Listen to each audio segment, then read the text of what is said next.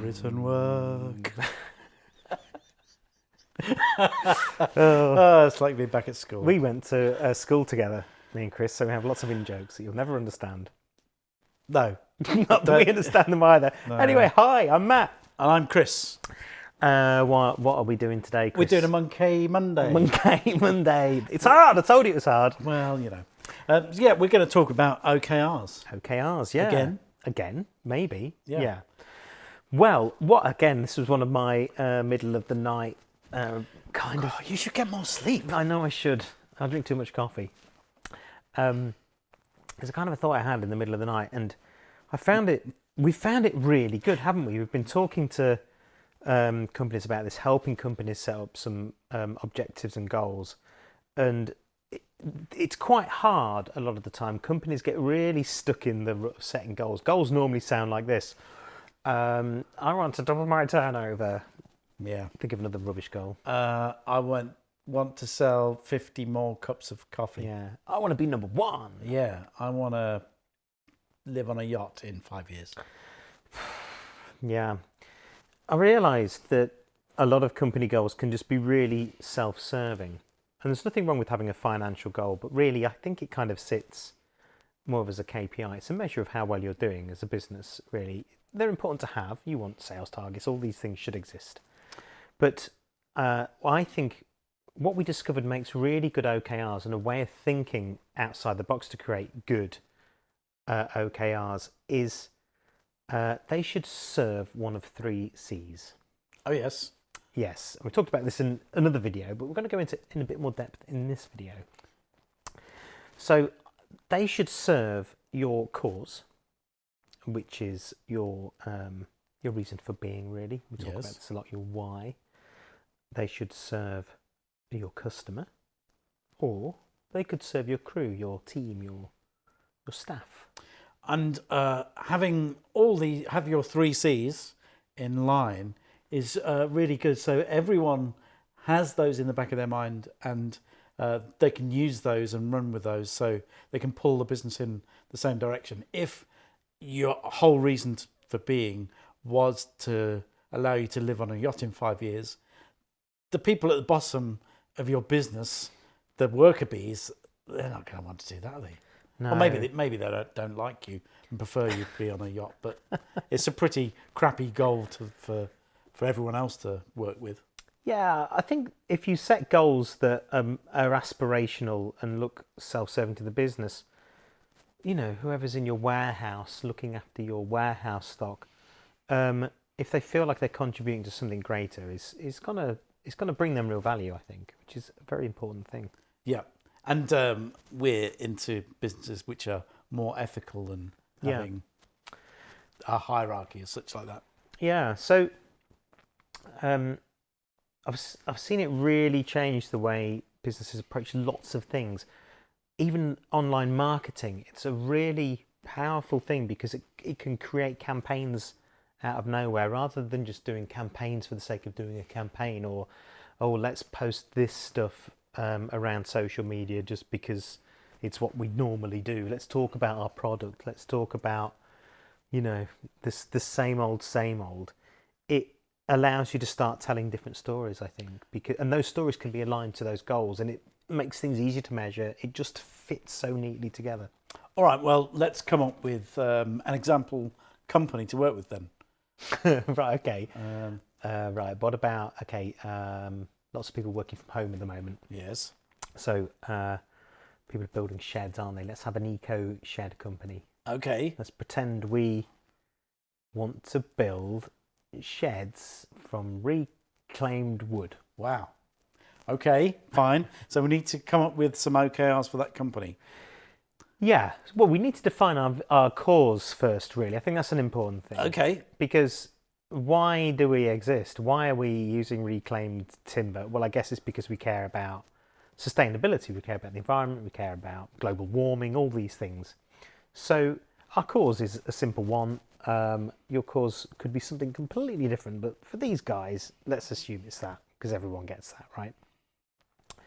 So that's our cause. I guess we need to think of a goal associated with that cause. Saving trees. It's an easy one. There you go. We picked an easy one, I think. Save 100 trees? Yes, why not? A goal should have something that's sort of measurable and within a certain time frame. So you might say, let's save 100 trees in 12 months, for instance. I have no idea how many trees make a shed. I don't know, more, surely less than one.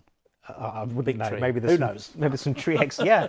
How big a tree? The thing is, though, even doing that, it makes you start asking questions, doesn't it? Well, how big is the tree that we're going to save? Yeah. What trees normally make sheds? Yeah. I guess. Why is it bad that these trees are being, turned into sawn timber to make sheds? What is the byproduct of that? So straight away, I can think of stories to tell. Stories to tell our audience about why sawn timber isn't very good and the way it's treated and where it comes from and the impact it has on the environment. You can tell the stories around the market you're trying to disrupt, I guess. So we've got a goal there to save 100 trees. We've got a time limit. Then we need to sort of think about how you'd measure that. So how would you measure it? Well, probably the amount of sheds you're selling, Yeah. your good sheds that you're selling as opposed to the bad ones. Yeah, for each good shed you build, you've maybe saved the same timber from a bad shed. Yes. So I'm sorry for all the people who make normal sheds, by the way. I'm sure they're all great. So maybe you just have to sell 100 sheds to save 100 trees. Why not? It's Something like easy that. maths. Someone can do better maths around it, I'm sure. Maybe if you're not... This is another cool thing. Maybe if you're not reaching your target by selling those sheds, maybe you can save some trees in another way. Mm. And you can still say that out loud. We saved 100 trees. Here's how we did it. You can tell that story. That story is really going to resonate with the audience who care about what you care about. And they're going to go, wow, these guys have saved 100 trees. Yeah, but they've only sold one shed. Yeah.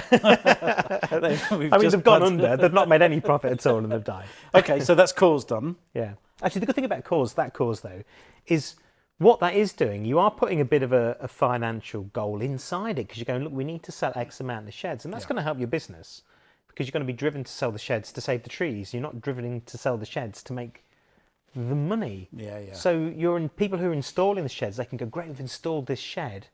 How's that contributed to us saving these trees? Everybody gets the value from it. Yeah, even down to the customers. Yeah. Yeah. So nice thing to talk Okay, about. what's next one? Let's go with Crew next. Okay, fine. So an eco-shed company, potentially something to do with their crew would be around how they get to work. Maybe you could reduce their carbon footprint somehow by half. Well, that does a bit of both. That kind of serves your cause and your crew at the same time. I guess what you might be able to do for the crew is, it's going to make them feel good, I guess. If you say to them, look, one of the perks of working for us is that we subsidise half of all of your travel, even when you go on holiday. Yeah. We pay for half of it. And well, that's a weird quote, but yes. But why not? I mean, there's those easier things, isn't there? Like you could have your cycle to work scheme. Mm-hmm. If we're trying to make our crew have a net zero carbon emissions from their transport, you could install your install car chargers. You could subsidise bus journeys on clean buses. I'm not sure. See, these are all.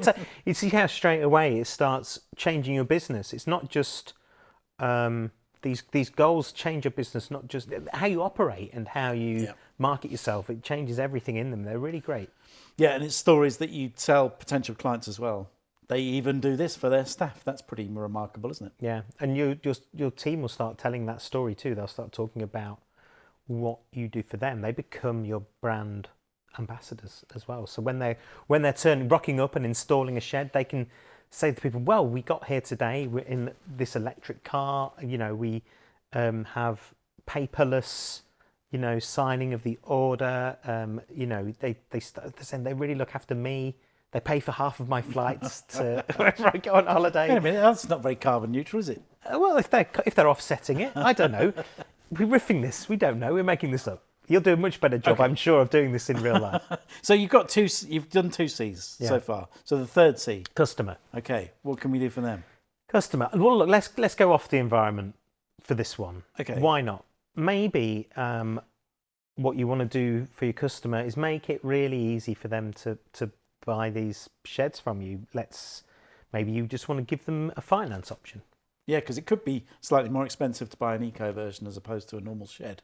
Yeah. So you just want to make it easy. Yeah, so that could be a goal. And the nice thing about that goal is you can set a time scale and say, look, we want to introduce a finance scheme, a fair, really affordable, ethical finance scheme by, I don't know, before Christmas. Okay. Whatever that time scale may be. Yeah. Your measure for it, your KPI, if you like, how you're going to measure that is pretty binary. You've either done it or you haven't. Yeah. If you haven't done it, maybe you just need to set more time. Yeah. That's okay. You can fail to hit your goals, but they're there to drive your behaviour to change things. Yeah. What you do have in that one, though, is a lot of tasks, right? Yeah, you've got to find your finance company. You've got to figure out how to put that online and do all the checks. Yeah. It's quite a lot to do.